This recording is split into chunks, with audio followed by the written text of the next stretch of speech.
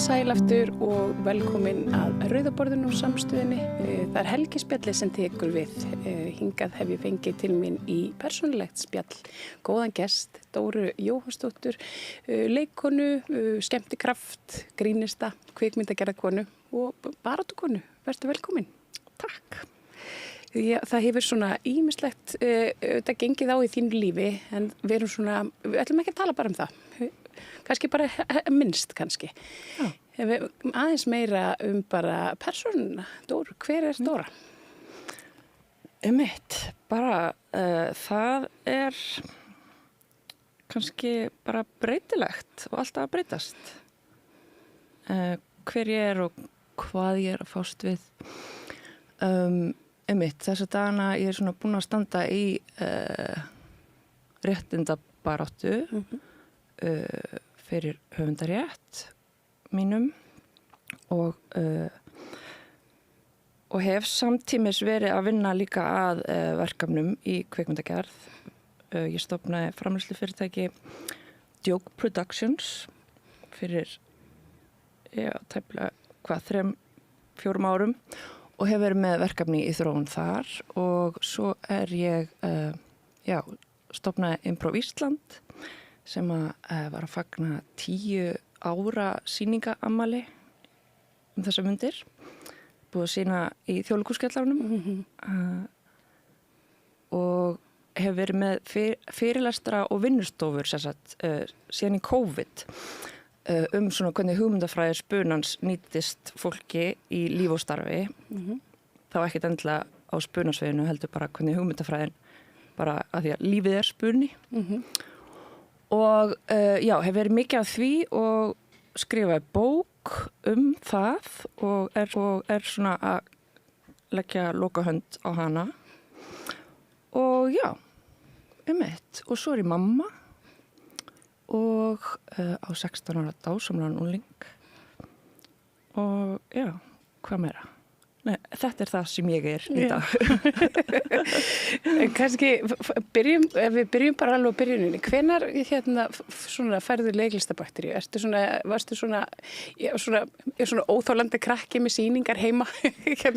eða sem að svona dró allar fjarskildar frængur inn í herbergi í Einmitt, ég var ekki alin upp í kringum leikhús, það var engin listamaður í fjölskyldunum þegar ég var lítil, en ég á alveg svona, einmitt, þegar ég hugsa það, þá til vídeo, þá var ég alltaf að taka upp eitthvað svona vídeo, eitthvað stuttmyndir, eitthvað dansmyndbönd og ég á vídeo að mér 11 ára að gera svona eftirhermur af öllum í spaukstofunni. Og var að passa í Ameríku alltaf á sumrin sem unglingur og þá var ég alltaf að láta þau leika eitthvað, krakkana og þannig að, svona leikstjórin í mér var kannski, kom fram snemma. Og ég sótt leiklistaskólan, þá var ekki komin þessi sviðshöfundadeild og ég sótt bara, ég ætla by the way að vera leikstjóri, og komst inn á þeim forsendum, en svo var ég svona tekin afsíðis í lok annars árs og sagt svona kennararnir voru bara heyrðu, það svolítið svona eins og sérst bara að fylgjast með einhvern veginn, þú ert ekki að fá allt sem þú getur fengið úr náminu ef þú ætlar ekki að, þú veist, verða góður leikari. Þannig að þá svona tók við svona tímabil þar sem ég bara ákvað, ég ætla að fá allt út úr þessu námi og bara reyna að verða góður leikari og svona glemdi þessum leikstjóra draumi svolítið lengi. Að því ég fekk bara mikið af verkefnum eftir útskrift og það var bara mjög gaman. Og það var ekki fyrir en ég var búin að vera að leika á fullu í svona 7 ár sem að, ég fór svona fluttum til Bandaríkjanna, fór að læra að spuna á sketsaskrif og svona út frá því þá fór ég að skrifa og leikstýra. Og þú tekur einmitt spunan hingað með þér heim. Og var eitthvað sérstök ástæða fyrir því að þú heillaði svona að þessum spuna? Ég var alltaf í leiklisskólanum og í verkefnum í leikhúsinu þá hef ég alltaf bara laðast mjög mikið af svona samsköpunarferlum og spuna, bara alltaf þegar ég var spuni þá bara kviknaði á mér. Og þegar ég flutti til Bandaríkjanna þá var ég svona, mér langaði að finna eitthvað svona sem myndi stækka mig og sýna mér nýjar dyr og svona, inn í mögulega leikstjórn og skrif og þegar vinkona mín einmitt stakk upp að fara á spunanámskeið þá var ég þarf ekki að fara á spunanámskeið, ég menntuð leikkona og hef, þú veist, oft gert spuna. Þannig að ég lokaði á þann möguleika þangað til ég einhvern veginn svona bara slysaðist inn á sýningu hjá Upright Citizens Brigade, UCB í New York og var bara agndofa yfir því sem ég sá og áttaði mig á að ég kunni þetta ekki það sem þau voru að gera og bara vildi gera allt til að læra það og svo þegar ég byrjaði að læra þá áttaði ég mig mjög snemma og bara ég held að ég sé að fara að koma með þetta til Íslands og bara fór á öll námskeið sem ég gat á meðan við byggum hann úti sko. Og þetta, þegar þú kemur heim, þetta varð fljótt mjög vinsælt og það mikið af okkar helstu leikurum í dag sem að hafa verið á þessum improv námskeiðum. Já, þú veist, fyrst voru bara leikarar og svona leiklistar áhuga fólk sem kom á námskeið en ég hafði náttúrulega bara uppgötað þarna úti og fundið úti að þetta var fyrir hvern sem og það hefur verið mín reynsla að bara hver sem getur verið góður í spuna og að þetta snýst ekki að vera eitthvað góður leikari eða ógeðslega fyndin, fyrsta reglan í spuna bannað að reyna að vera fyndin og þetta snýst fyrst og fremst það sem við erum að æfa okkur í að hlusta og bara vera í núinu, þetta rosa núvitund og bara svona vera í tengslum og byggja eitthvað saman með öðrum þannig að þú veist, þetta bara í rauninni svona mjög gott samskipta tól öll verkfærin í spurunum þetta svona, fyrir mig, ég upplifði þetta eins og svona mikrokosmos bara ef að spunasviðið eitthvað lítið samfélag þar sem bara fólk að reyna að byggja eitthvað frá grunni og nota það sem það hefur og hvernig gerum við það þannig að það sé gaman og þægilegt og gaman að horfa á það líka þannig að við erum öll í spuna á hvernig degi og það svona verkfæri spunar hjálpa okkur að gera þann spuna ánægilegan í rauninni. Akkurat. Þú, þegar þú varst í New York, þú verið með lítið barn þar og í sambandi með barnsföðunum eða voruð þau bara 2? Já, við sem sagt flyttum út þá erum við bæði búin að vera að vinna bara á fullu í leikhúsinu og í sjónvarpi og bíómyndum og hann sem sagt sækir mastersnám í kvikmyndaleikstjórn og handritaskrifum sem að, þú veist, ég var mjög spennt fyrir líka en ég einhvern veginn svona hugsaði mér, við vorum með 2 ára barn á þessum tíma og ég hugsaði að ég myndi bara geta verið svona á öxlinni á honum í því námi sem að ég gerði alveg, þú veist, ég var alveg léki fullt af stuttmyndaverkefnum og var að hjálpa þeim með þeirra verkefni og fór í tíma þegar þau átt að vera með leikara í tímum að læra leikstjórn og eitthvað svona. En já, vorum með 2 ára battery fluttum út og leikskólagjöld á Manhattan voru bara miklu dýrari en húsalegan. Þannig að ég var heimavinnandi fyrst og svo svona leigðum við út herbyggi í stúdendaíbúðinni sem að við fengum úthlutað til að eiga efni á, þú veist, hálfum degi á leikskóla og svo öðrum hálfum degi og eitthvað svona. Þannig að við vorum alltaf með meðleigjendur þessi 4 ár sem við byggum hann úti. Þannig að það var svona eins og premissan í Friends nema ef að það væri 2 ára barnanna líka svona 30-somethings fullt af fólki að búa saman og já, sem var álag á kannski aðalega hjónabandi svona sér maður eftir á að því við skildum fluttum heim en fyrir son minn einmitt þú veist þá hafði þetta bara ógeðslega góð áhrif held ég að því hann bara aldrei feiminn við neitt bara ólst upp einhvern veginn bara með fólki Það er svo mikilvægt einmitt fyrir börn að vera svona í samfélagi Já og þú veist ég var alveg að hugsa oft það bara svona þetta með þessa vísitölu fjölskyldu þú veist 2 á heimili með 2,3 börn eða eitthvað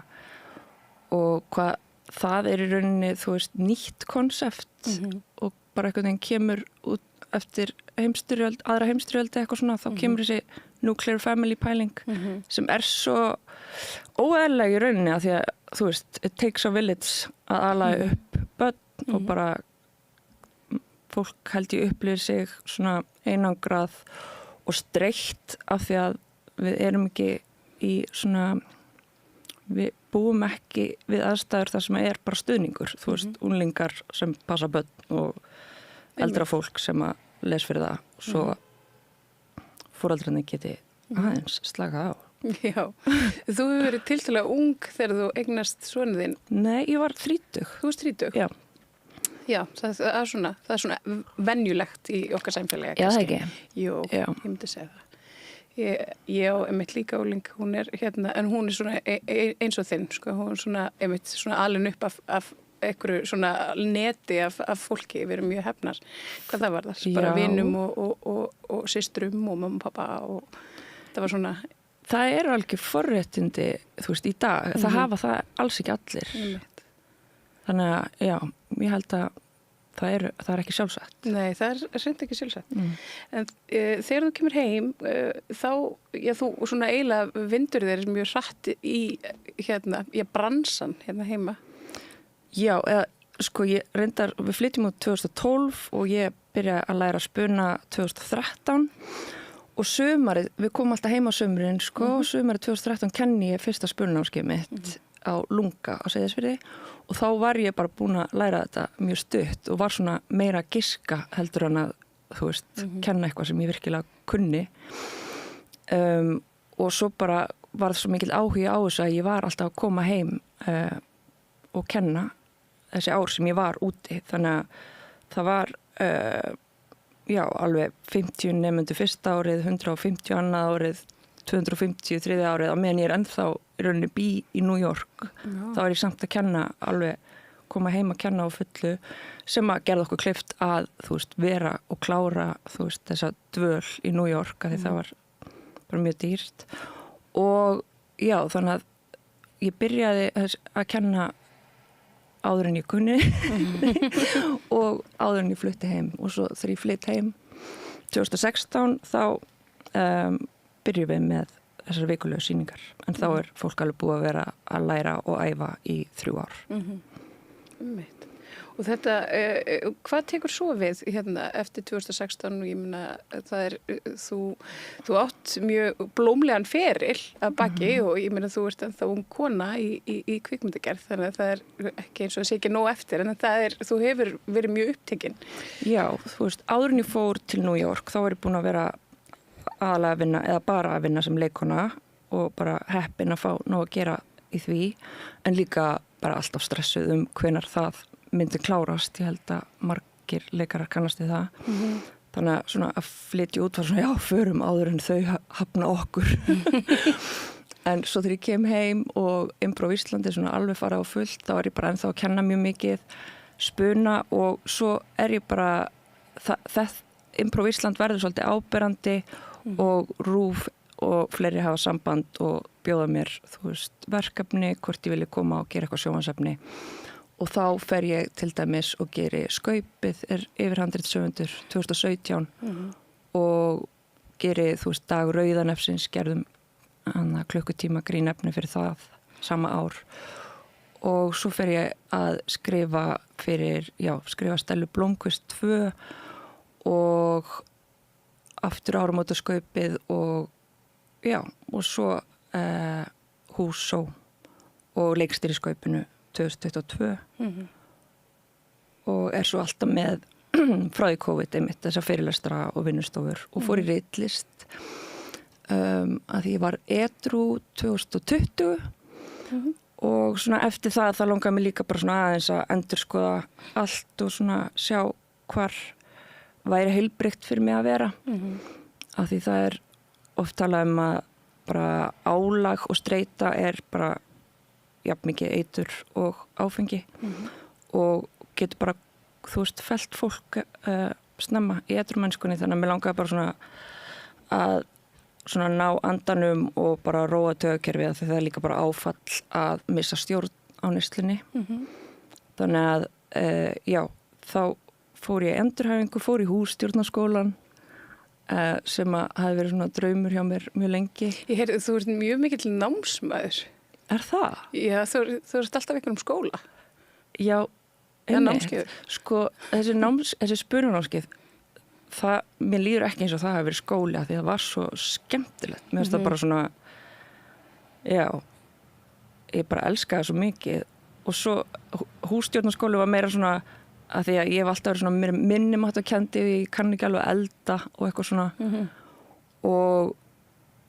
þú veist, ég lærið ekkert að elda í hússtjórnarskólanum ef maður hefur ekki áhuga á einhverju þá einhvern veginn mjög erfitt að læra það held ég,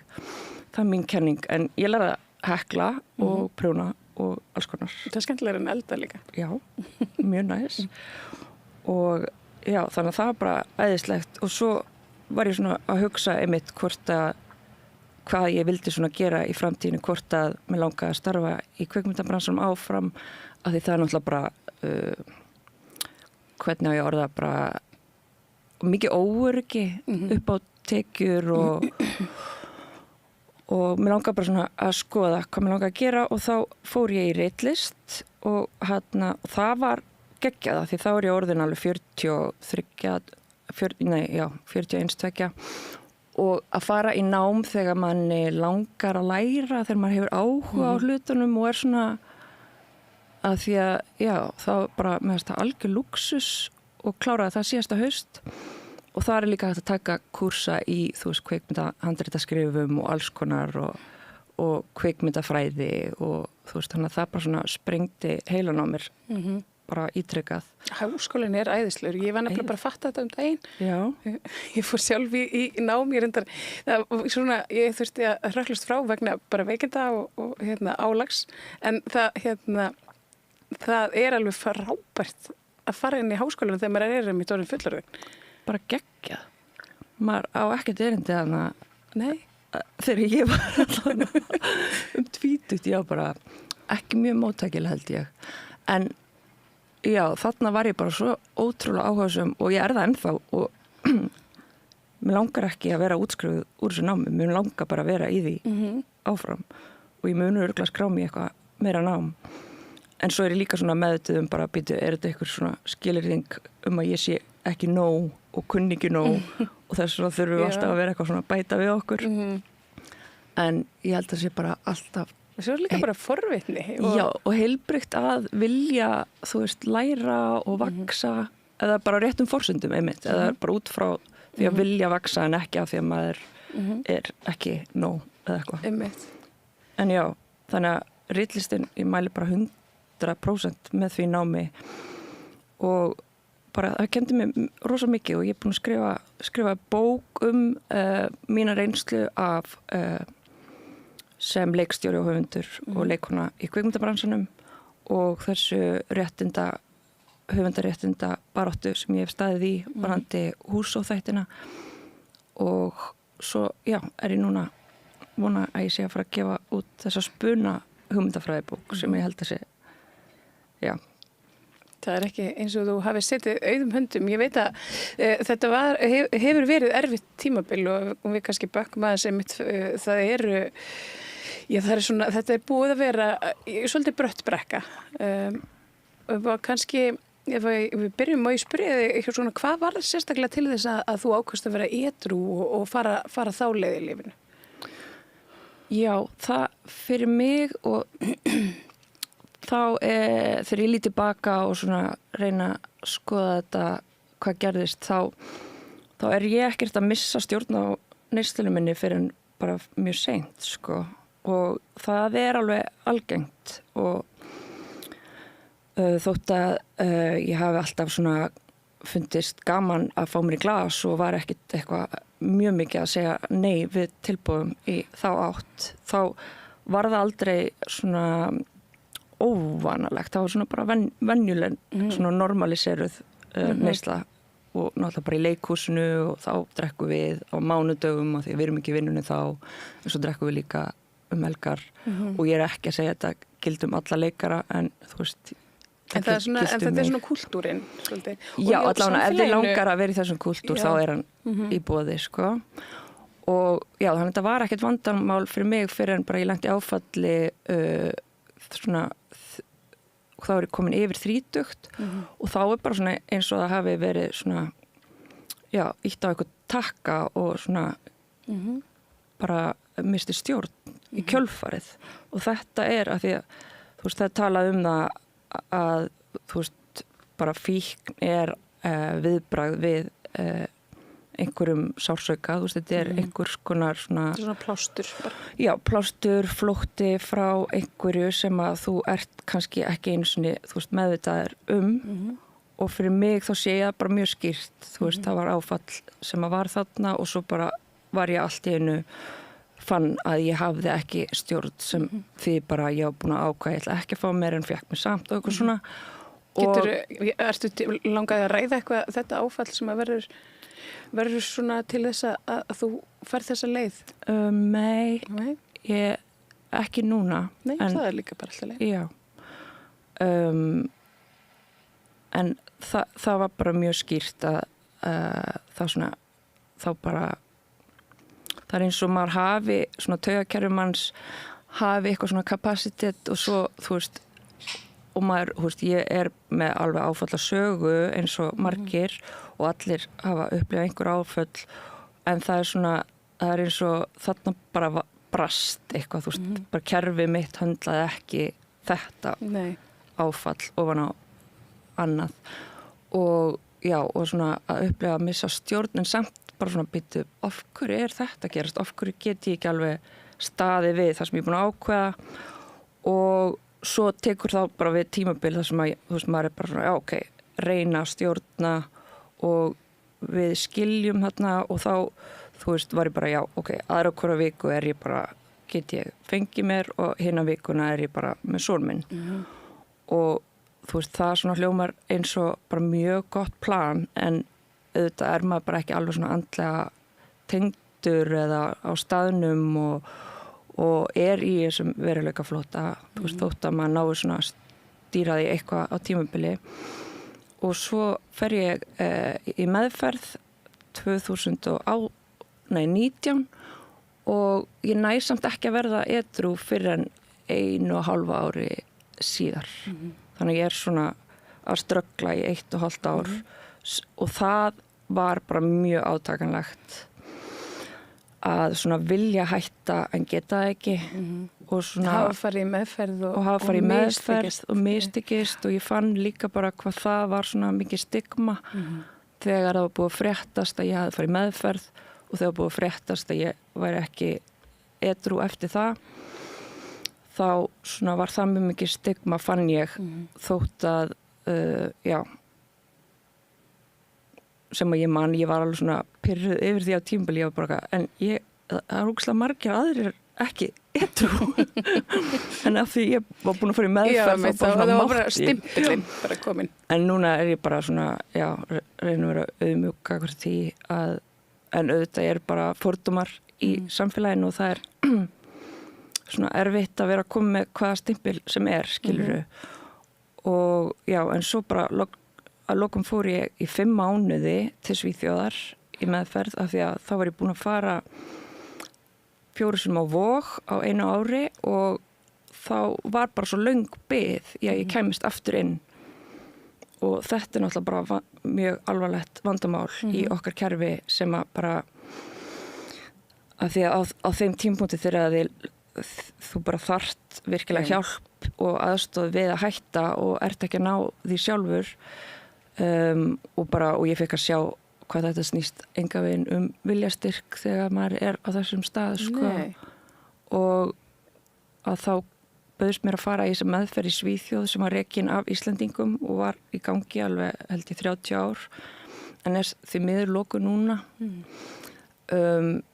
já, ég tel mig bara mjög heppna að hafa verið tilbúna að biðja um hjálp og hafa fengið hjálp af því að þessi bið eftir að komast í meðferð og þessi skortur á úrræðum, þetta er náttúrulega bara fullt af fólki sem lifir það ekkert af. Nei, þetta er ótrúlegt einmitt að hérna svona leið og einstaklingar átta sig á því að hérna ég þarf aðstoð að þeir geta ekki gengið inn á bara eitthvað spítala og hérna fengið þar aðhlýningu að þeir þurfi einmitt að bíða. Þú veist, það er kannski þeim er hleypt fram fyrir röð ef ástandið er mjög slæmt eða þeir eru að koma í fyrsta sinn en þetta er einmitt, þetta er erfitt að horfa upp á. Bara hrikalega erfitt, sko. En mér hefur gengið bara mjög vel síðan þá og bara verið, já, bara góðu, svona, í góðum bata. og svo þú veist náttúrulega heldur lífið áfram að gerast og þú veist það verða svona erfiðir hlutir sem ég upplifi þegar ég búin að vera edrú í svona 2-3 ár en bara að fyrir mig hef bara 12 spora prógram verið bara mjög dýrmætt og líka bara að fara í endurhæfingu og svona passa vel upp á mig. Og fá tíman einhvern veginn með sjálfum sér. Já, og bara fá hjálp bæði í endurhæfingu, ég fór í virk og bara hússtjórnarskólinn og ritlistin, þú veist, þetta var allt svona partur af bataferðalaginu og að komast í gegnum, þú veist, það eins og þetta húsómál sem var bara mjög mikið álag, mjög mikið álag, svona tiltölulega snemma í edrumennskunni minni og að hafa komist edru í gegnum það er alls ekki sjálfsagt og að hafa komist bara heilsu í gegnum það er heldur ekki sjálfsagt. Þannig að ég er bara ótrúlega þakklátt fyrir þau verkfæri sem ég fengið í mínum bata sem hafa hjálpað mér að bara halda heilsu og komast einhvern veginn bara sterkari í gegnum þetta þótt ég þakki ekki þessu því sem gerðist fyrir eitt eða neitt þá er ég bara þakklátt og stolt líka bara á sjálfur mér að hafa staðið með mér og komist í gegnum þetta. Tölum við þess Húsó er sagan þín í rauninni. Svona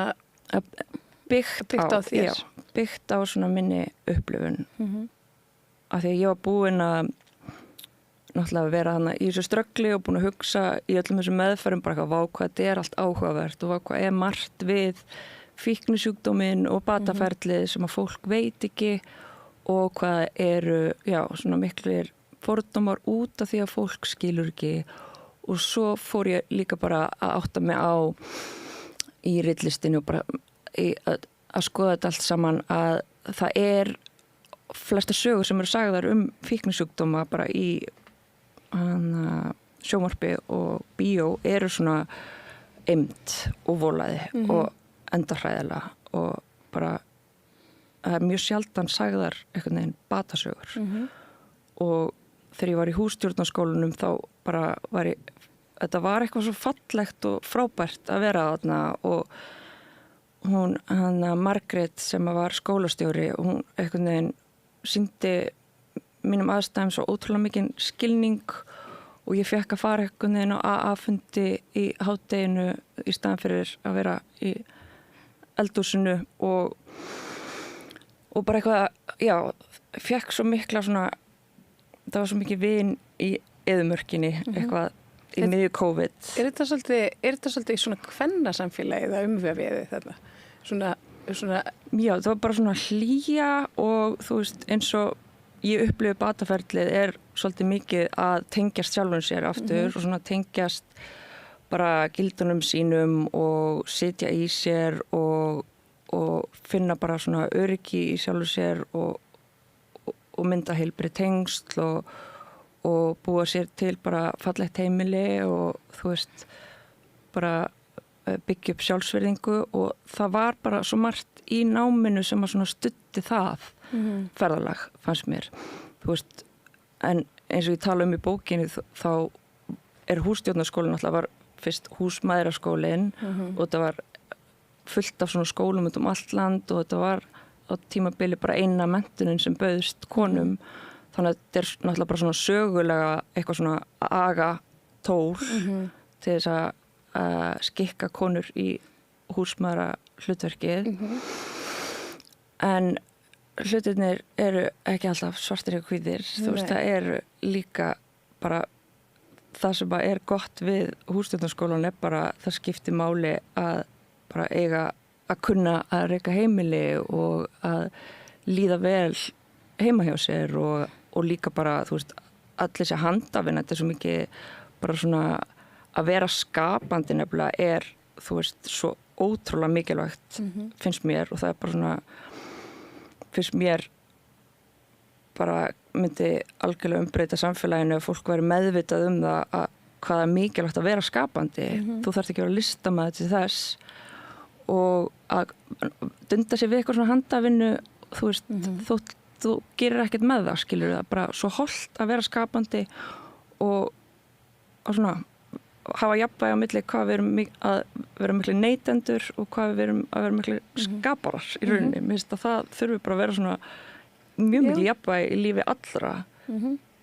og ég fann það svo þegar ég var að vera edrú bara, já, þetta er svo heilbrigt að vera skapandi og svo mikilvægt og já, þannig að það sem ég fann í hússtjórnarskólanum var einmitt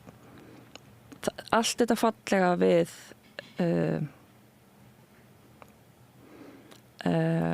bara, já ég fann bara allt þetta fallega við hússtjórnarskólan en það er líka samt mikilvægt að vera meðvitaður söguna og stróka hann ekki út af því að við græðum ekkert á því. Nei. Húsá verður til þarna í já, svona þessi skólavist verður þetta kveikjana Húsó og Húsó verður síðan að sjónvarpi og þá þetta byrjar ég svona barátta sem að sér nú vonandi bara fyrir endan á núna. Já, ég vona það. Þetta sem sagt ég byrja að skrifa þetta fæ tvo vin minn og vinkonu til að skrifa þetta með mér og að því ég hafði bara verið í góðum samskipti við RÚV í nokkur ár þarna þá fékk ég græna ljósið hjá dagskrárstjóranum þegar ég var að sækja að gera skaupið reyndar. Hann sagði nei við því en sagði já við Húsó á þeim tíma og svo eða hann sagði ég skal hugsa málið með skaupið og svo fékk ég það að vita það sinna. En já, og svona, og notaði Húsó þessa sjónvarpsþætti sem verkefni í ritlistinni og var á alls konar einhverjum online námskeiðum líka að nota þetta því að bara mér langaði svo að gera þetta vel og svo fer ég í sjúkraleyfi beint eftir skaupið þegar ég leikstýri því 2022 og læt vita bara skriflega og í persónu að ég þurfi að fara í sjúkraleyfi út af já, bara áfalli sem ég var fyrir erfiðum atburði sem ég vissi að ég þyrfti bara aðstoð við að fara í svona úrvinnslu með og að ég gæti mögulega og mjög vonandi komið aftur að verkefnum vorið og þá voru áætlaðar tökur haustið og mæti bara mjög miklum skilning upplifi ég frá öllum hlutaðeigandi, RÚV og framleiðendum og bara þeim sem ég var að vinna með og það aldrei neitt komið upp á í samstarfinu, það var aldrei neitt ágreiningur eða neitt og ég upplifi bara mjög mikinn skilning og þau fengu að vita bara mjög viðkvæmar ástæður þess að ég var að fara í sjúkraleyfi. Getur þú til þeim? Nei, ekki núna heldur en einhver tíma, one day. En svo, já, gerist það bara að ég fer til Bandaríkjanna með bróðum minn vinnur þar, býr þar og hann var að eignast tvíbura og ég fer út og er að knúsa þá og svona líður eins og ég sé alveg gengur vel að vinna úr þessu áfalli og þegar ég kem heim þá ég held að hafa verið á 2 vikum, voru 10 manns sem að stoppuðu mig bara á förnum vegi, bara hér og þar og voru að spyrja mig út í þættina mína sem að voru að fara í tökur og ég svona fyrst eitthvað, byrju, hvað meinarðu? Og þetta var fólk sem að ég, þú veist, þekkti ekkert vel endilega, bara eitthvað fólk úr bransanum og líka bara fólk sem ég þekkti ekkert, einhver úr bara auglýsingadeild RÚV, eitthvað spyrja mig út í þetta og þá verði ég svona ringluð, bara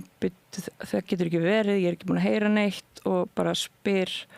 leikstjóran og meðhönd minn og hann segir að RÚV hafi viljað flýta tökum, af því þetta er sem sagt í apríl. Tökunar átt alltaf að vera haustið. Það var best fyrir hússtjórnarskólan og það var alls staðar í öllum plönum. Og þegar, já, hann segir að RÚV hafi vilja flýta tökum, ég spyr RÚV og þá segir RÚV að framleiðandinn vildi flýta tökum og ég bara orðin bara mjög ringlu á þessum tímapunkti. Og bara enginn talaði við þig? Enginn var búin að láta mig vita neinu og RÚV var meira sér búið að segja í janúar þegar ég fyrst læt að vita af sjúkraleyfinu að bara við viljum hafa því verkefnu, þú ert ástæðan fyrir að við vildum gera þetta verkefni, þá er þetta tengingunni þinni við það og við teljum að verkefni sé miklu sterkara með þér og ég segi bara já, ég get komið vonandi í vor bara og leikstýrt því til helminga við hinn leikstjóran og verið yfir handritshöfundur. Þannig að þeir sögðu við látum þið vita að það er eitthvað framgangur með verkefnið og segja það með sér skriflega og svo, en ég fekk ekki að vita neitt. Og þarna frétti ég líka svona bara fyrir tilviljun að það hefði verið sendarinn umsóknir á þess að ég vissi af því til KMÍ þar sem nafnið mitt er samt undirritað en ég vissi ekki af þessum umsóknum og fæ að vita að þeim var hafnað bæði handritað umsókn og framleiðslu umsókn en ég var ekki látið vita af umsóknunum eða að þeim var hafnað og ég var bara mjög ringluð á þessum tímapunkti og bið framleiðandunum að senda mér handriti bara svo ég geti svona séð hvert eru komin og tekið afstöðu svona til bara hvað ég get gert einhvern veginn, ég var bara mjög ringluð og þá bara berast ekki handritin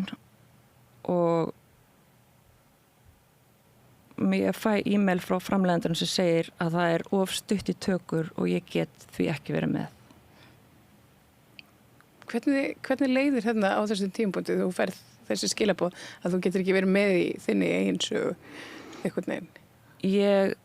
trúði þessu valla en af því að ég var nýbúin að lenda í erfiðri reynslu með framleiðendum Skaupsins þar sem að ég, þeir bara hættu samskiptum. Einmitt. Já, það gerist þarna á undan. Bara rétt á undan. Og í rauninni er mín upplifun svo að, framleiðendurnir í Skaupinu, það kom ykkur á fréttir á ekki heimildin heldur Stundinni eignarhald fyrirtækisins að það væri ykkur fjársterkir aðilar með eignarhluti í Samherja og einhverju fyrirtækja á Selfossi og það kom í fréttunum í miðjum tökum sem var mjög svona sjokkrandi að því að við höfum einhvern veginn verið dregin á Selfoss í tökur sem enginn skildi og fengum mjög óskýr svör við því og einhvern veginn bara margt svona furðulegt við ferlið og RÚV segir við mig á þeim tímapunkti þegar ég bara að ég eigi að vera inn í budgetinu af því þeir réðu mig fyrst og svo réðu við framleiðandana þannig að þess vegna spyr ég bara geti fengið að sjá þetta budgetið, það meikar ekki sens að því að ég átti ekki að fá neitt budget fyrir lokalagstökur og eitthvað svona skrítið bara, ég skildi ekki hvert peningurum var að fara og þá draga þeir sig úr samskipti, segja bara við erum hættir í samskipti við þig og þetta var mjög mikið sjokk og þegar ég skrifa skýrslu og hún er birt eða fer til fjölmiðla eftir áramót og framleiðandinn þar segir þetta voru svo erfið samskipti við hana. Já, svo erfið kona. Það var rosa sjokk af því að það er engin gögn sem sýna að það hafi verið erfið samskipti neins þar, bara þvert á móti. Það var bara í rauninni ef þú settir spurningamerki við svona í að ráðstöfum fjármuna eða... Ég gerði bara það sem RÚV sagði mér að gera. Þeir sögðu mér á 2 mismunandi fundum að ég ætti að vera inn í budgetinu og ég er ekki, þetta var fyrsta stóra leikstjórnarverkefni mitt og ég var bara ég veit ekki neitt budget, skilur, en þá spyr ég það. Þannig að RÚV setur mér í þessa stöðu sem að gagnvart framleiðendunum sem að veldur því, ég veit ekki eins og hvað ég hefði fattað með því að sjá budgetið en ég var bara, ég þarf einhvern veginn bara að fatta hvernig ég á að gera þetta Skaup. Fyrst vil ekki láta mig fá það sem þarf til þess. Ég man eftir fréttum af einmitt þessu og svo svörunum í kjölfarið. Ég man eftir Sigrún Kjartason, hann kallaði þig erfiða í samskiptum opinberlega og það og við höfum rætt af okkar á milli að það svona ákveðin stimpill sko, þegar að konur fá þennan, hún er svo erfið stimpill og heldur að það hafi haft bein áhrif á einmitt þróum mála svo í hús og... Já, það er mín upplifun sko, af því að þegar ég kölluð erfið hann opinberlega, það svona, þetta er svona 14. og 15. janúar, þetta er bara 2 vikum eftir áramót, en þessar 2 vikur þarna á undan og svo á ég 20 ára feril þar á undan, þú veist, þá bara búið að vera mikið að gera hjá mér, alltaf bara búin að vera mjög heppin og í bransanum og svo bara kemur þessi erfiðstimpill og það var náttúrulega bara sjokka því ég var bara, hvenær var ég fatta, mér fannst það svo skrítið og líka hvernig, þú veist, umræðin í fjölmiðlum og samfélagsmiðlum hún fór öll út í bara, hún erfið eða ekki, eða þú veist, og allar svona fyrirsagnir erfið, í staði fyrir að fókus á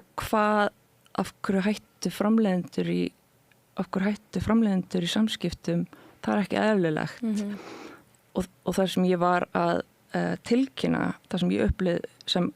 ámælisverð hegðun í verkefni sem er að fullu fjármagnað með almannafé, engin fókus á það. Engin fókus á að það var mögulega eitthvað athugavert við hvernig almannafé var varið í þessu verkefni og að reynslu lítill leikstjóri hafi þurft að bera ábyrgð á bara því sem framleiðslan átti að bera ábyrgð í, þú veist, mjög svona stressandi verkefni, sko.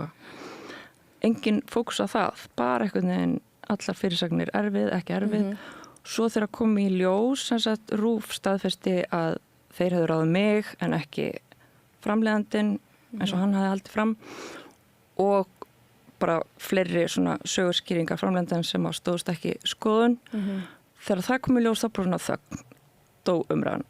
En ég fann bara, og núna 3 ár síðan, að bransinn bara fór í frost gagnvart mér þótt að ég hafi alveg fengið áfram verkefni með fyrirlestra á vinnustofur, þá er þetta bara svona innan bransans, þá er bara búið að segja ekki þessi, einhvern veginn með þessum stimpli og þetta eru, þú veist, og ég fekk alveg að vita það sko frá bara fólki sem að ég var að vinna með bara í skaupinu, bara ég get ekki, þú veist, opinberlega staða með þér af því að þetta eru menninir sem eru að ráða okkur í vinnu, þú veist, fólk er verkefnaráðið mikið í bransanum og það er ekki boði að bara tilkynna brot opinberlega eða standa með fólki sem upplifir að hafi verið brotið á sér. En þetta mér fannst svo áhugavert af því þetta gerist þarna meðan janúar. Ég var farin í sjúkraleyfi þegar þetta kemur í fjölmiðla, sko. Búin að tilkynna sjúkraleyfi, svo gerist þetta ofan í það. Já, með húsó. Nei, með ég fyrir sjúkraleyfi sem sagt byrjun janúar og svo er þetta erfið í fjölmiðlum eftir það. Já. Og svo er það bara eftir þetta erfið í fjölmiðlum þá er ákveðið að flýta tökum á húsó. Án þess að segja mér það. Það er ekki hægt að tala um svona erfiða konu. Nei, og mín upplifun er svolítið svona eitthvað þegar síðan tökum var flýtt og ég er útilokuð, þá er ég svona, ég get ekki sagt neitt af því að hvað ætla ég að segja eitthvað opinberlega, heyrðu, þeir leyfa mér ekki að vera með þessi framleiðendur og þá er þetta annað skipti í röð sem að framleiðendur eru að loka á mig og þessi framleiðendur þurfi ekki annað en að segja já, hún er svo erfið og ef 2 segja það í röð þá er mjög erfitt að ferillinn bara búinn. Já, og það bara er erfitt að trúa mér umfram þeim. Þannig að ég upplifði bara, ég gat ekki sagt neitt opinberlega allavega og bara valla, það er svona trúverðurleiki minn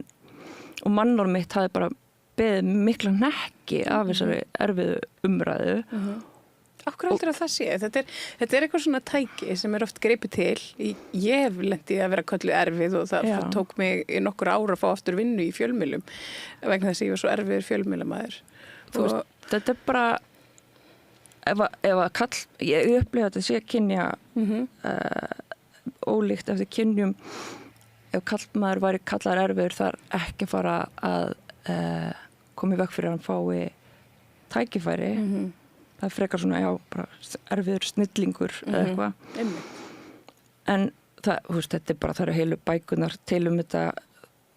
konur í Hollywood, Natalie Portman sagði einhverju ræðu, bara ef að kallmaður segir að konun sé erfið, spurðu hvað gerði hann henni? Hvað gerði hann? Af hverju hann að reyna að svona draga trúverðuleikan hennar í efa? Og ég áttaði mig bara þarna á því bara guð, og ég hefði ekki trúað að örugglega sjálfri mér fyrir nokkrum árum. Ég hefði örugglega, hún hlýtur nú að vera, eitthvað smá erfið. Og ég er ekki að segja að ég sé fullkomin eða neitt, En það er, þetta er bara sögulega hefur þetta verið notað til þess að útiloka konur og draga úr trúverðuleika. Það er bara það er minnstur allstaðar það. En minnst svona áhugavert að lendi í sjálf og mitt ferli hefur bara verið bæði frá því að vera bara eitthvað, þetta er ekki satt og yfir í bara eitthvað, heyrðu, ég má bara vera, það sem er erfitt er að ég bendi tilkynni brot, það sem er erfitt er að mér blöskrar þegar ég upplifi að það sé að fara illa með almannafé í skaupinu. Ef það er erfitt þá bara langar mig að ganga með það sem kórónu en ekki eitthvað, eitthvað sem er slæmt. Bara reyna að því að það sem þetta hefur áhrif náttúrulega á konur er að við gerum allt til að forðast að vera erfiðar. Til þess að fá ekki hana stimpil, og erum bara, þorum ekki að segja frá, þorum ekki að bara segja þegar er eitthvað ámælisvert í gangi. Þannig að ég vil ekki að þetta hafi þau áhrif á mig persónulega. Og fór ekki í gegnum hausinn að þér svona, er ég svona erfið? Er það rétt? Já, 100% og bara byrja þegar ég sagði að meikaði ekki sens að fara á Selfoss, bara nei, ég var mjög kurteis og eitthvað svona bara hausinn á mann fer alveg var þetta svona erfitt og svo bara einhvern veginn auðvitað og bara en maður má alveg vera erfur, hvað er erfitt líka? Er það eitthvað svona að vera ósammála einhver tíman? Er það og er það er ekki eðlilegt að sé einhver friksjón einhver staðar alltaf í öllum samskiptum bara skiptum máli ef maður er í bara heilbrigðum samskiptum og getur fundið út úr málunum og kann að tala saman og sé ekki með einhverja ofbeldistaktík eða manipulation eða óeðilega, skilur við. Þetta er svolítið ofbeldistaktík að kippa fólki svona úr umferð. Þetta er svona, ef manni finnst þetta svona jaðra við allavega að vera ofbeldisfull. Þetta heitir ad hominem að ráðast á persónuna í staðin fyrir að ræða málefnið. En svo þarna málefnið er af hverju hætta framleiðendur í samskipti við leikstjóra þegar hún biður að fara sjá budget, af hverju fær hún ekki peningin sem þarf til að gera skaup, af hverju það ekki rætt, af hverju er verið að ræða persónuna. Þetta er afvegaleiðing. Það er ekki verið að ræða málin og þetta er bara mjög algengt með bara fólk sem er að tilkynna brot að hendi valda mikill aðila, hvar sem er, hvenær sem er, hvaða kyni sem er, held ég. Bara ef að þú ert, ef það er einhver að fela eitthvað þá bara ráðast á persónuna til þess að draga úr trúveruleika þeirra og svo þú sleppir við að þurfa ræða málið. En ég bara svona var í ritlistin á sama tíma þannig ég er líka í, að taka alls konar kursa og fæ tækifæri til að bara vera að skrifa ritgerðir eitthvað svona dæmi og það var mikill svona styrkur fyrir mig í rauninni að því að þetta svona smá, ég upplifa alveg á tímabili eins og þetta væri smá svona psychological thriller að lenda í einhverju svona að vera ekki trúað og trúveruleiki manns dregin í efa og hvernig fjölmiðlar mála hlutina upp og sjá bara svona þetta það sem gerist svona félagslega einhvern veginn að vera í ritlist og vera að skrifa ritgerðir og finna bara rannsóknir sem sýna fram á það að það mun líklegra ef að þú tilkynnir brot gagnvart valdhöfum, hvort sem það er innan stofnana eða samfélags eða hver sem að það mun líklegra að þeir munu bregðast við í einhvers konar hefndar, svona retaliation, þú veist, koma í veg fyrir að þú fá tækifæri, að þú veist, að þeir sé trúað og sett einangraður og það líka mun líklegra að jafningjaðinir þóttir trúið þér og í rauninni standi með þér að þeir standi með valdhöfum bara upp á að verja sig og halda sér svona til hliðs og lenda ekki sjálfur í þessum í einhvers konar svona útilokun. Þannig að fyrir mig að vera í ritlistinu og vera að skrifa ritgerðir svona fannst mér bara svona mjög valdeflandi að sjá að þetta eru mynstur sem að felast bara í samfélagsgerðinu okkar og bara eru kerfislæg og bara svona djúpa rætur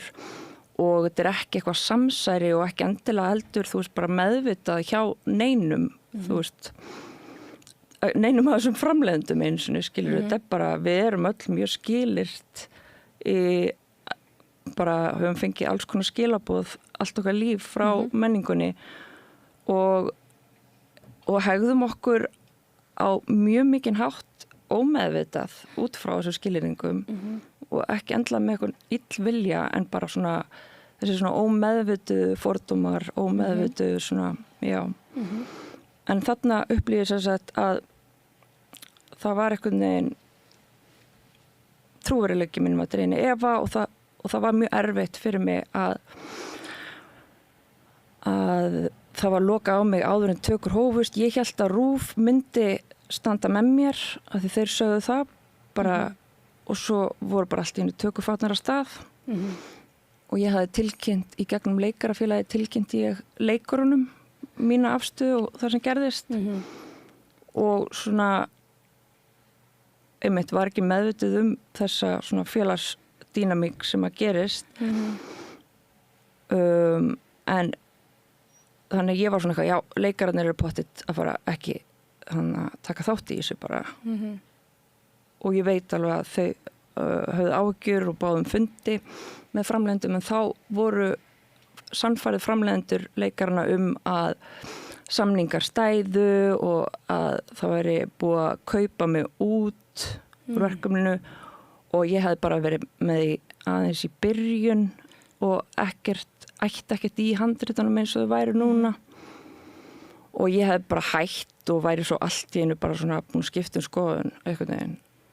en ég hefði yfirgefið verkefnið og svo bara skipta skoðun. Sagan þín, það er það sem að gera þetta svona fyrir okkur sem að kannski horfum á þetta svona utanfrá og þínu baráttu er að ég skildi núansanna í mitt þarna með áramótaskaupið og ég áttaði mig mjög vel á þeim og þú veist en kannski líka var ég sek það að svona afskrifa þetta mitt bara svona eftir að Sigurjón kom hérna, ég meina hann er bara þessi gæi. Já, og mér langar ekki að slaufa sko neinum. Einmitt. Og mér langar að geta hort á fósbræður og hlusta á tvíhöða sjálf, skilur við. Einmitt. Og þetta er bara eitthvað svona, ég vil bara samt að þessi rætt hvað er, og að fólk, þú veist,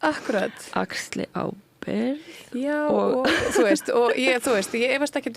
góðmennsku hans, bara svona almennt. En þetta er eitthvað svona hierarki, eitthvað svona, eitthvað taka þátt í mitt, eitthvað svona kúltúr og þannig er eitthvað svona þrándur götu sem vill til að þú og hérna, í staðan fyrir að takast á við það, þá var það bara, hún svo erfið og það sem var kannski svona, þú veist, og þú veist hvernig talið er í samfélaginu. Það er eitthvað svona, já, ég meina, fór hún ekki meðferð? Já, er hún ekki eitthvað datt hún ekki bara í það? Datt hún ekki bara í það og þú veist, þú er ekki viðurkenna það og auðvitað er hún erfið, þú veist, þetta er fyllibitta, eitthvað svona, og þú veist, og þetta verður svona, og þú veist, og áður en að maður veit af, þá var maður einhvern veginn búin að missa snjóboltan niður hlíðina, sko, og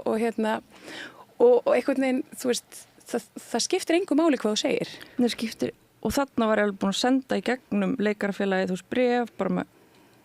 og svo, þú veist, þurfa þeir ekki annað en að segja, þeir eru ekki einu sinni með, þú veist, gögn, að engin gögn styðja það að ég hafi verið keypt út eða að ég hafi yfirgefið verkefni, það var alltaf bara mjög skýrt skrifulegt í vor get ég komið aftur vonandi og þá mun ég vilja leikstýra og allt þetta. Og þetta er líka það sem ég upplifi einmitt. Þú veist, ég gaf út bók varðandi þetta mál sem var svona meira bara að því ég áttaði mig á að ég fekk ekki gjafsókn að því máli snerti atvinnu mína og ef ég ætlaði að fara með máli fyrir dóm að þá myndi ég þurfa að borga meira en ég ætti möguleika að fá í bætur þegar ég uppgötaði bara ok, það er ekki í boði réttlæti nema að fyrir fjársterka aðila í svona málum þá langaði mig bara að setja minn vitnisburður samt á blað og bara svona fyrir söguna og samfélagið og mig og þú veist, hún er öll stutt gögnum og allt mitt mál hefur alltaf verið stutt gögnum, þetta hefur aldrei verið orð gegn orði að mínu, það er bara ég er með gögn sem styðja allt mitt mál en eins og þarna erfið samskipti, það er engin gögn sem styðja það er ekki hægt að finna e-maila sem er eitthvað dórun, hann er að slaka á eða þú veist, hættu þessu, þetta er erfitt eitthvað svona og þarna með samningar þegar þeir segja leikurunum að bara þetta sé bull, ég eigi ekkert í þessu og samningar standa og ég hafa yfirgefið verkefnið engin gögn sem styðja það mál, þannig að það er líka þessi tvískinningur þú veist, ég þarf að vera með gögn en samt þótt ég sem er gögn, þá skiptir það ekki máli en valda miklir aðeilar þurfa engin gögn, þeir þurfa bara að segja og þeim er trúað og það er líka það sem að, með svona í stóra samhenginu, þetta með hverjum er trúað og af hverju er þeim trúað, þú veist, af hverju trúum við ekki þolendum réttindabrota eða ofbeldis, af hverju trúum við valdhöfum og svona oft meðaldraköllum, ekki alltaf, gerund, af hverju trúum við gerundum eða valda miklu maðalum. Það er auðveldara, einhvern veginn. Nei, við erum líka þar sem að ég hef verið að skoða og þetta er svona varðar þessar skilringar og bara hvað menningin hefur miklu áhrif á okkur að við höfum öll allist upp við að horfa á bíómyndir og sjónvarpsþætti sem eru mestmegnis skrifuð og leikstýrð frá sjónarhorni ráðandi aðila, eða þú veist þessar ráðandi já, einmitt. Það er þetta ráðandi sjónarhorn sem er hvítur meðaldra kall, hvítur ófatlaður, það er sjónarhorn sem að við höfum öll alst uppið hvar sem við búum í heiminum og við erum vönði, við erum skilyrt, við erum vönði að setja okkur í þeirra í spor af því að sögur eru sagðar frá þessu sjónarhorni. Ef allar sögur samfélagsins væri sagðar frá sjónarhorni meðaldra konu, þá ættu við auðveldra með að setja okkur í hennar spor. Þú veist, þetta er það sem sögur gera og þess vegna er svo mikilvægt að sögurnar sem eru sagðar séu sagðar frá fjölbreyttum sjónarhornum. Þú veist, það skiptir ekki máli að þetta sé saga einhvern fatlaðan, þú veist, svartan sem er samkynhneigður. Ef hún er sögð frá sjónarhóli hvíts meðaldra kallmanns og ekki með aðkomu, þú veist, neins í þessum jaðarsettu hópum, þá erum við ekki að ná að setja okkur í spor þessari manneski og þess vegna er upplifun jaðarsettra hópa okkur oft svo framandi, við skiljum það ekki, erfitt með að trúa því að við höfum bara ekki fengið þessa æfingu í að setja okkur í spor jaðarsettra hópa. Þannig að mér finnst það líka svona mikilvægt að verða vakandi fyrir því bara þetta er mjög mikið, við erum mjög skilist. Við erum það. En það hérna, Hús og ævintýri, þú skrifa bókina þannig síðustu jól sem að vakti, hún kom út svona í kringum jólin. Í desember, það ekki rétt hjá mér, nóvember, desember. Jú, þetta var sem sagt ritgerð sem ég skrifaði í skólanum. Uppálega var hún Barbie-myndina og kennarinn minn hvatti mig til að senda hann á Skírni sem er hið íslenska bókmenntafélag gefur út Skírni, elsta menningartímarit Norðurlandana. Og planið var alltaf að birta þetta í Skírni en svo þegar kom að útgáfu Skírnis þá bara svona leið mér ekki eins og ég væri tilbúin. Þá var ennþá af því að þættinni voru sýndir, frumsýndir í byrjun 2024 og þetta fyrir tökur hérna á þess að ég fá að vera með og ég fer bara strax til lögfræðings af því að ég uppgötaði bara þetta er eitthvað ekki eðlilegt. Þetta er rosalega skrítið. Ég er ekki alveg örugg að vera í samskiptum hér, upplýði ég og fór bara strax og fekk mig lögfræðing og var bara ekki til samskiptum sjálf. Bara passaði mig að því ég vildi ekki einhvern veginn hætta að það væri, bara ekki farið rétt með það sem að færi fram í samskiptum. Þannig ég fór bara strax til lögfræðings en lögfræðingum mínu var ekki svarað fyrst í hálft ár og svo í heilt ár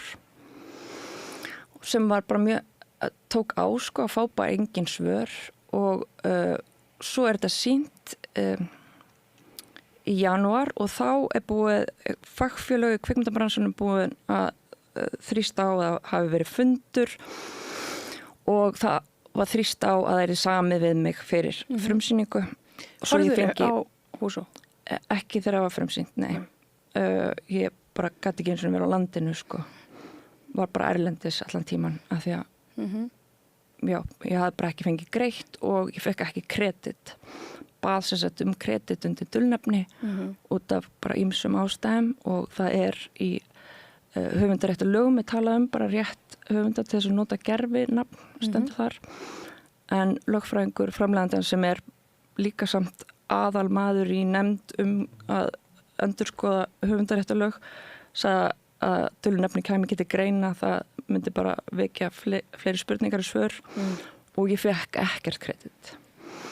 og það er bara annað áfall í rauninni þegar það gerist og ég bara trúði ekki á því að RÚV var líka upplýst allt og vissi alveg hver aðkoma mín var og vissi að ég væri ekki að fá kredit og þarna eru þá í rauninni eins og ég upplifi bara aftur brot. Fyrsta broti er að ég fæ ekki að koma að eigin verkefni. Annað broti er í rauninni að þegar ég skoða handritin loksins sem er að fara í tökur þá er þetta ekki lengur batasaga eins og hafi verið svona grundvallar atriði fyrir mig, heldur endur hún bara í meðferð. En fyrir utan það hafði, ekkert mikið af nýjum hugmyndum komið inn frá því ég fór sjúkraleyfi. Þannig að það er í rauninni brot á höfundarétti líka af því að það er talað það í höfundaréttarlögum að ef að höfundur vill að boðskapurinn sé, friður og svo er búið að breyta verkinu og boðskapurinn er stríð, er æði, að það er í rauninni brot á höfundarétti. En svo þarna er þetta sýnt sem sagt á þess að ég fæ kredit og ég er bara mikið erlendis á þessum tíma, bara erfitt að vera á landinu þegar þetta er svona mikið í umræðinni og fæ engin svör einmitt og sækjum gjafsókn og því hrefnað og þá er ég samt alltaf að þrýsta allstar og fæ hvergi einhvern veginn stuðning, fagfélögin í kvikmyndabransanum, þau svara mér einhvern veginn bara, já, við erum öll að vinna hjá þessu fyrirtæki, við getum ekki stutti. En rithöfundasambandi sem betur fer styður mig og ég er bara mjög þakklátt fyrir það og Bandalag íslenskra listamanna loksins líka, en ég held að skipti sköpum að formenn þar eru ekki í kvikmyndabransanum. Þannig að ég fekk stuðning þar og svo bara er ég alltaf með þrýsting, sendi 300.000 e-maila á þessum 3 árum og gefst ekki upp og þá allavega gerist það og mögulega gerist það eftir að ég fekk loksins fund með RÚV þar þar sem ég spyr bara af hverju, þú veist, svariði mér ekki og spyr bara hvort þeir ætla ekki að gera neitt í þessu. Ég svona ímynda mér á þess að ég veit að það hefur leitt til þess að ég fekk sem sagt að vera meðal tilnefndra í íslensku sjónvarpsverðlaunum og það í fyrsta skipti þá í rauninni kemur fram að ég tengd þessu verkefni opinberlega og þá leiði mér svona ok, nú get ég sagt eitthvað án þess að hljómi eins og ég sé bara eitthvað að bulla og ákvað að bara gefa út þessa ritgerð sem var þá orðin bók og hún bara öll stuttgögnum en svo bara gerist ekkert eftir það og þetta er svo fyndið, ég er alltaf með svona svo mikla von að nú gerist það og það bara gerist ekkert en svo er mér boðið sem sagt að vera og þetta er endursýnt með þess í sjónvarpinu og ekkert kredit, þú veist, þótt ég sé búin að taka á móti verðlaunum fyrir þetta og þá er ég ekki með kredit og ég bara skil, mér finnst þetta er alveg óskiljanlegt og þar á undan hafði þættinni verið tilnefndi til verðlauna Nordic Series Script Awards sem er svona á Norðurlöndunum bara svona æðsta viðurkenning sem handritshöfundum getur hlotnast og ég fekk ekki hlutdeild í þeirri tilnefningu og bara hvergi minnst á mig eða mína aðkomu í bara fullt af umfjöllunum í erlendum fjölmiðlum og það var bara líka mjög óraunverulegt að upplifa það en eftir bókina gerist ekkert en svo er mér boðið sem sagt á panel á Berlinale núna í febrúar og sem creator Húsó og ég sem sagt biðum að fá aðgang á þáttunum og eitthvað svona og fæ það ekki og þetta er alltaf svona seinasta leiðin að fara og tala opinberlega þú veist þetta, þú veist alltaf þegar ég gert það þá eru mjög mörg e-mail sem ég er búin að senda og ekki fá svör við þannig að það er svona smá örþrifa ráð alltaf þegar ég hef gert það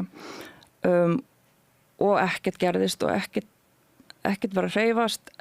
það var ekki fyrr en ég held að hafi verið þessi panel að því ég byrjaði síðan að posta á samfélagsmiðla þetta á ensku og þá án þess að ég veit að kannski var eitthvað allt annað að gerast bak við tjöldin en það var svona mín upplifun bara þessi svona þöggun sem ég hef upplifað að hafi verið til staðar í þessu máli hún þolir ekki þú veist þetta þrífst í svona litlu samfélagi þar sem að þú veist það eru fáir með völdin í bransanum og það er bara hægt að bíða þangað til að manneskjan þreytist og almenningur eru þreyttur á þessu og bara það en leið og þetta fer í stærra samhengi þar sem að alþjóðlegt mannorð þessara aðila er í húfi og skiptir miklu máli í kvikmyndabransanum alþjóðlegt samstarf allavega ég veit ekki hvort að það sé samhengi þarna á milli en það var korteri eftir að ég postaði fyrst þetta mál á ensku sem að ég fekk e-mail að það væri verið að uppfæra kreditlistan og Húsó var þá sett aftur á RÚV, það var búið að taka þættina af RÚV að beiðni framleiðanda í desember, það voru settir aftur upp í febrúar þar sem ég fekk kredit sem creator, story by og written by og executive producer. Þetta er ótrúlegur sigur bara eftir alla þessa þrautagöngu. Bara að fá viðurkenninguna en þú náttúrulega kannski fékkst ekki mikið greitt fyrir verkefni. Nei, ég hef ekki fengið bara nálagt sanngjarnri greiðslu né bætur bara fyrir skaðan og hátt í 3 milljónir af lögfræðikostnaði sem ég hef þurft að borga fyrir að komast á þennan stað. En hvernig tilfinning var það? Ég meina að fá loksins, að því þetta er, sko, þú veist, það er eitt að verða fyrir, þú veist, einhverju svona svikum vegna vinnu og upplifa sig í svona einhvern veginn í öngstræti gagnvart vinnufélögum og bransanum sínum og allt þetta. En þetta er líka svo persónulegt fyrir þig, af því þetta er þín saga. Já, og svona, ég fann alveg svona, lengi var ég bara, mér fannst svo erfitt að hafa að þetta var ekki lengur batasaga, skilurðu, að þetta var þetta tækifæri sem ég fekk að segja, að gefa fólki sem að þjáist von á svona stórum skala, skilurðu, hafa mist það tækifæri, sorgin hefur verið bara mjög sár hvað það var þar og auðvitað er þetta bara mjög, þú veist, svona nátengt minni bara persónu og bara svona stórum umbreytandi atburðum og bara svona hlutum í mínu lífi, þannig að þetta er ekki eins og ég hafi verið að skrifa einhverju sjónvarpsþætti eitthvað lækni sem er líka galdrakall eða eitthvað, skilur, þú veist, þetta er bara snertir mig mjög náið og auðvitað bara maður í svona já, bara mjög sárt og erfitt, en þegar ég fæ þessi kredit, þú veist, ég tek það fram, það er ekki búið að uppfæra kredit þar sem að skipti máli á mörgum stöðum, þú veist, IMDb, alls konar, og þetta var ekki tilkynnt, þannig að þetta er bara svolítið svona gert í kyrrþey. Bara gert í kyrrþey og já, ég ekki fengið greitt og núna eru 3 ár liðin og þetta er svo áhugavert að því hann er las bók sem heitir How to Suppress Women's Writing. Hún var gefin út 1983. Hún lýsir svona bara mynstrum hvernig, þú veist, oft, og hún er að tala út frá konum, en þú veist, ég bara veit það er hægt að yfirfæra þetta yfir á jaðarsetta hópa. Og hún segir fyrst, nei, já, þetta er svona sama ferli sem fer alltaf í stað með svo ruggla að lesta því að þetta bara rýma nákvæmlega við það sem að gerist. Fyrst neitaði alveg að hún hafi skrifað þetta yfir höfuð, svo segja hún hafi bara skrifað smá og svo segja þetta sé nú flókin deila og svona ágreiningur og hana, það sé í rauninni ekki hægt að skilja þetta sé svo flókið og svona persónlegur ágreiningur og deila og eitthvað svona sem var líka ég upplifa að gert í mínu tilfelli og menn það var aldrei neitt ágreiningur til staðar, það var aldrei neitt deila, þetta var bara þetta var bara ekki samningar og höfundaréttur voru ekki virtir og ég upplifa að ég var í viðkvæmum aðstæðum og óprúttnir aðilar hafi nýtt sér það já, og svo er konan einangruð og svo er henni loks gefið kredit seint og síðan meir en þá er skaðinn náttúrulega skeður, þú veist, eins og í kvikmyndabransanum þá er kredit, þetta snýst ekki ego, þetta snýst ekki hver, þú veist, eitthvað svona kredit er í rauninni, eins og í mínu tilfelli að fá ekki kredit og fá ekki greitt, þetta er eins og bara, ef þú ímyndar að vinna 2 ára vinnu og fá ekki greitt fyrir það, 2 ár. Það er rosalegur skaði og að geta síðan ekki sótt vinnu með þetta á CV-inu, þessi 2 ár, þú veist, það er bara gat sem þú getur ekki útskýrt af því að þú ert ekki með kredit og kredit er bara, þú veist, algjör starfsgrundvöllur í bransanum, bara upp á framtíðar samstarf og möguleika á tækifæri og þessar erlenda tilnefning, þú veist, höfundan er búið að hátíðir, þú veist, tengslanett, þú veist, ég fæ þetta aldrei bætt og fyrir auðvitað það bara þessi saga einhvern veginn þetta er bara óbætanlegu skaði en hann já, að fá þetta kreditloksins þá eru bara mjög blendnar tilfinningar að því að auðvitað bara ok, vá ég fekk loksins kredit og á sama tíma bara þetta var gert án dómsmáls og án samnings án þöggunarsamnings sem er búið að halda að mér allan tíman. Er það framleiðendurnir sem halda þér þeim samningi? Já. Sem er bara búið að vera í óska engum og ég skil ekki okkur það er löglegt. Nei. En já, en þessi 3 ár ég fæði aldrei tilbaka. Þú veist, skaðinn sem er orðið er bara á mannorðum mitt líka bara þegar það er einhverja frásagnir í gangi að ég sé bara bulla, þú veist, þá lít ég náttúrulega út fyrir að vera ekki alveg heil í haustnum eða eitthvað. Einmitt. Og líka út af þessu sem á undan gekk, það sem búið að tala sem erfiða. Þá þetta svona... Þetta svona stigmagnast einhvern veginn. Já. Og þú ert bara að færa þennan stimpil. Já, og það bara búið að taka mikið á. Á sama tíma þá held ég að sko, það eitthvað með það því að þetta átt að vera batasaga og það var það ekki. Og ég varð einhvern veginn bara svona fixirðu á það að ég þyrfti þá bara að lifa þessa batasögu, skilur bara þetta skildi verða batasaga einhver staðar, einhver tíman þú veist að ég hef alveg á tímabili verið bara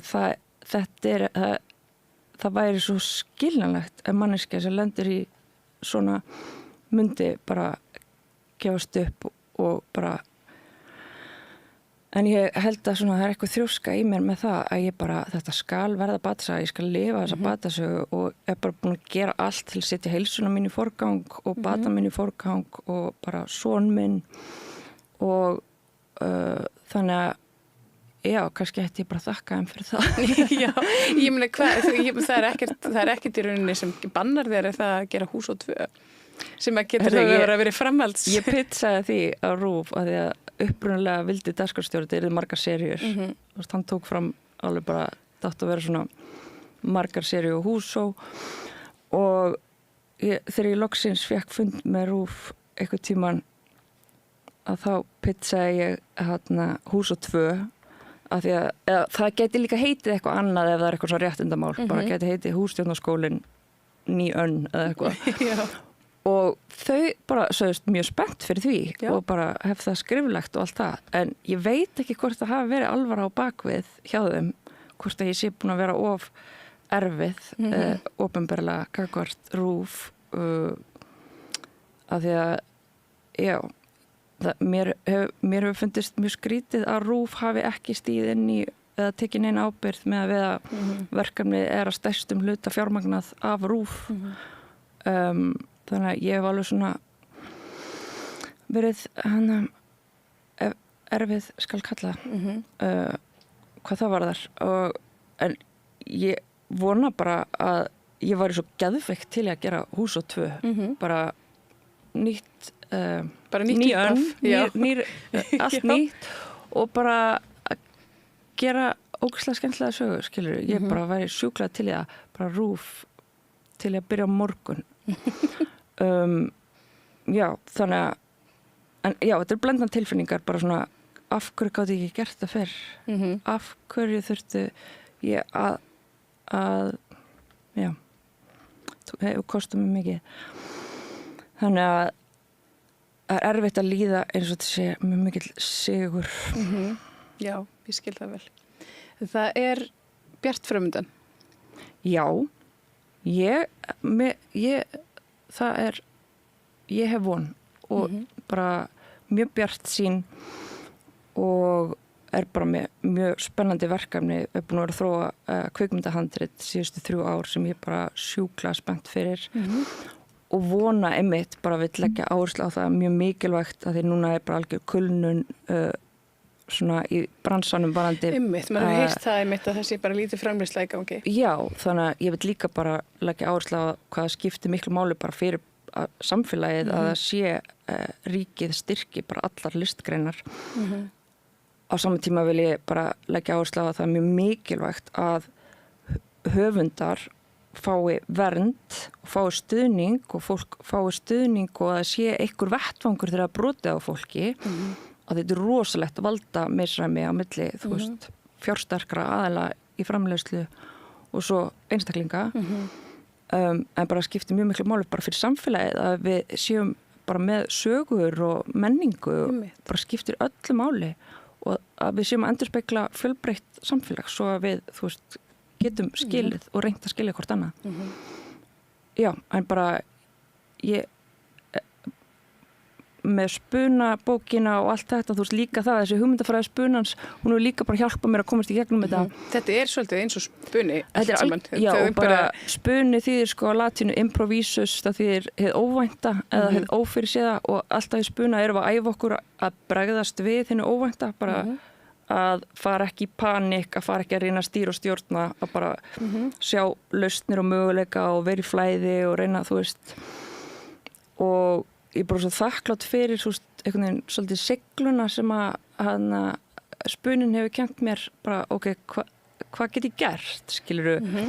af því að það hafa ekki verið margir möguleikar og svona, ég hef alltaf endað á einhverjum svona, og líka svona, mér er svo írónískt að ég er svona sérfræðingur í, þú veist, að hlusta og að byggja eitthvað saman. En hvað ger ég við þessa hæfileika þegar ég fæ bara ekki svör, þú veist, þegar það er bara þögn. Þá er maður svolítið svona, ok, þá er þetta, ég þarf bara að finna lausnir, finna möguleika. Já, spunnin hefur bara hjálpað mér rosalega mikið að öllu leyti og hlakka bara til að halda áfram að vera bara skapandi og gera það sem ég er góð í, sem er að gera grín. Þú veist, það er alveg búið að vera ekkert ógeðslega gaman að vera í þessari baráttu og ég er samt bara alltaf til í baráttu, en það verður auðvitað líka bara að vera boðhlaup svo að fólk brenni ekki út og allt það. Og ég bara, mér langar mjög mikið að þetta sé í fortíðinni minni og skilgreini mig ekki og ég fá bara að gera sem best í, sem er bara að, þú veist, kenna fólki að vera í spuna í lífinu og gera grín og segja sögur sem að skipta máli og gleðja og fræða og upplýsa og já. Ég verði að spyrja þig út í talandi grín. Það var sena í áramótaskaupinu núna síðast. þar sem að það var erfið leikona sem var á leiðinni í senu með ákveðnum leikstjóra sem að önnur þeirra hét Dóra. Hinn var reyndar svo sem var á túr og ég hugsaði, er þetta Dóra Jóhanns? Er það brandarinn? Já, einmitt, kannski, ég veit það ekki. En var þetta ekki Dóra Gerhards eða eitthvað? Jú, kannski var það bara. Ég man það ekki. Já. Ég sá þetta svolítið þannig, ég hugsaði, vá, þetta er svolítið svakalegt. Þetta er svona svakalegt, þetta var svolítið svona grautur og ég hugsaði, já, kannski er þetta bara eitthvað svona, þú veist, sko, að því ég kommentaði á þetta atriði þegar þessi ákveðni leikstjóri / framleiðandi var að tala um hvað getur verið krefjandi að vera með leikkonur á túr. Einmitt. Ég hef ekki unnið með þessum manni sem leikona, sko, þannig að en þetta er sami aðili og er framleiðandi Húsó. Og ég bara mjög sjaldan verið í samskipti við hennan aðalega bara að segja alveg svo er og þau hafa öll bara verið í persónu venjuleg, en fyrir utan það þá fannst mér þetta mjög svona afhjúpandi þetta komment fyrir einhverjum svona undirliggjandi viðhorf gagnvart konum og ég leyfði mér að kommenta á það í gríni og svona á samfélagsmiðlum. En ég tók þetta ekki til mín enn skets. Ég sá að það voru fleiri sem tók þetta hlýtur að hafa verið Dóra Gerhards sem lék þetta því ég var eitthvað, nei, þetta er ekki mig. Ég man ekki eins og hver það var sem lék þetta, en það var Dóra sem var lék. Og svo var Hera, held ég. Já, einmitt, Hera. Já. En það var ógeðslega fyndið. Þetta var fyndið. Og þetta var svolítið svona kannski settið svona ákveðin punkt bara í þá umræðu, þessa túrumræðu. Akkurat, þú þurfum ekki að ræða það fyrir ykkar. Nei, en ég hugsaði, ég leiddi hugun að því og það voru fleiri, sá ég einmitt á samskiptamiðlum sem voru bara, Já, að því að þú veist, að taka einmitt eins og ég upplifði með Húsó, þú veist, þetta viðhorf að þú átt ekkert að fá borga fyrir þitt framlag. Af hverju ætti þú að fá af hverju þetta viðhorf að ég eigi ekki að fá kredit fyrir mína vinnu, að ég eigi ekki að fá borga fyrir mitt framlag.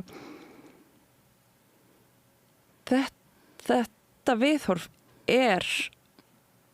ekki út í bláin, sko. Nei, þetta er bara, þú veist, viðhorfið. Hún er svo erfið, hún er á túr, hún er, það er ekki borginni. Þetta er eitthvað svona... Þetta er sama mynstur sem er bara djúpt rótgróið og bara ég ætla að gefa öllum, þú veist, það kredita bara, þetta er sjaldnast meðvitað. og bara, þetta einhvers staðar djúpt í einhverjum undirmeðutund en bara okkur öllum og já, mér finnst það svo mikilvægt við erum öll með innbyggða fordóma bara, við erum með öll og bara þetta snýst ekki að vera ég feministi eða ég ekki feministi, mér finnst þetta miklu frekar snúast hvað ég að gera til að horfast í augu við eigin fordóma af því að ég með sjálf og við öll bara okkur finnst framlega kvenna minna virði bara út frá skilaboðum frá æsku og bara hvað ég að gera? Ég hitti kanadíska konu sem vinnur sko í deild í ríkisstjórn Kanada sem að sér málefni hvað kallar maður? Indigenous já, svona bara frumbyggja. Já.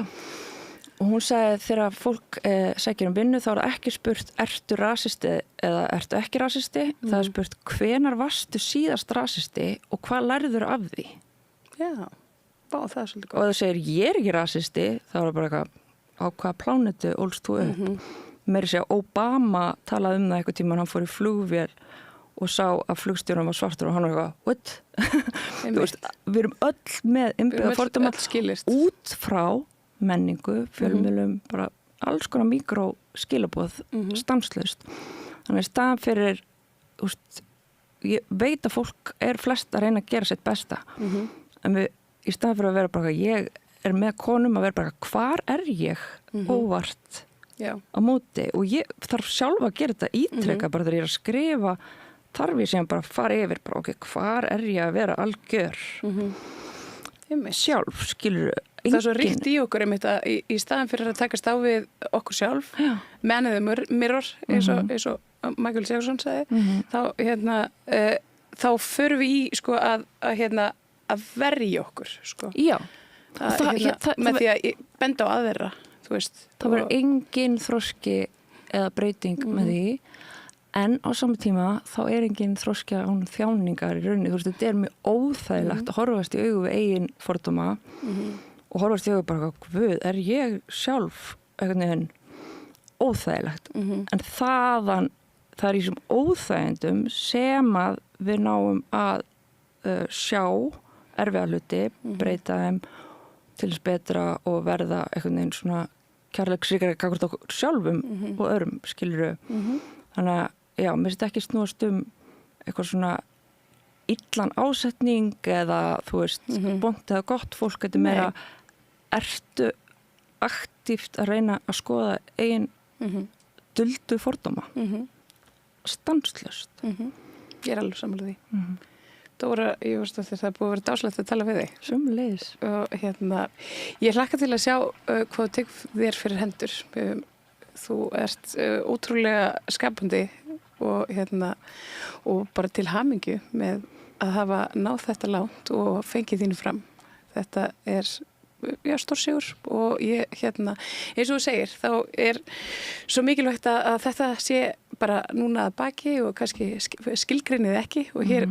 skiljum við bara eftir ákveðið uppgjör og horfum bara bjart til framtíðar. Það ekki bara svolítið góður svona... Gekkja plan, djöðlega til það.